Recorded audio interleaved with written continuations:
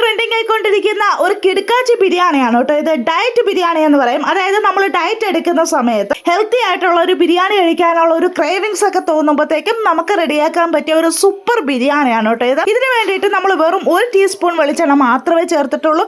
നമുക്ക് ഒരു 5-6 പേർക്ക് കഴിക്കാൻ പറ്റുന്ന രീതിയിൽ നല്ല സൂപ്പർ ആയിട്ടുള്ള ഹെൽത്തി ആയിട്ടുള്ള നല്ല ടേസ്റ്റി ആയിട്ടുള്ള ഒരു ബിരിയാണി നമുക്ക് റെഡിയാക്കി എടുക്കാൻ പറ്റും കേട്ടോ. നല്ല ടേസ്റ്റിയാണ്, ഞാൻ ഗ്യാരണ്ടിയാണ്. അപ്പോൾ തീർച്ചയായിട്ടും നിങ്ങൾ ഇതൊന്ന് ട്രൈ ചെയ്ത് നോക്കുക. നമുക്കിത് എങ്ങനെ തയ്യാറാക്കുന്നത് നോക്കാം.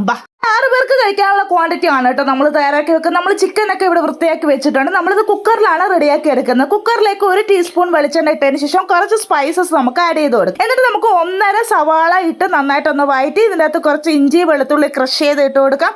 എന്നിട്ട് അതൊന്ന് വഴന്നതിന് ശേഷം കുറച്ച് തക്കാളി ഇട്ട് നന്നായിട്ടൊന്ന് വഴറ്റി കൊടുക്കാം. എന്നിട്ട് നമുക്ക് കുറച്ച് പൊടികൾ ആഡ് ചെയ്ത് കൊടുക്കാം. മഞ്ഞപ്പൊടി, മുളക് പൊടി, മല്ലിപ്പൊടി, പിന്നെ ഇറച്ചി മസാല. ഇതെല്ലാം കൂടി ഇട്ട് നന്നായിട്ടൊന്ന് മൂപ്പിച്ചതിന് ശേഷം നമുക്കൊരു 1/4 കപ്പ് തൈര് ഒഴിച്ചു കൊടുക്കാം. തൈര് ഒഴിച്ച് എല്ലാം കൂടെ മിക്സ് ചെയ്ത് നല്ല സൂപ്പർ ആയിട്ടുള്ള ഒരു മസാല നമുക്ക് കിട്ടും.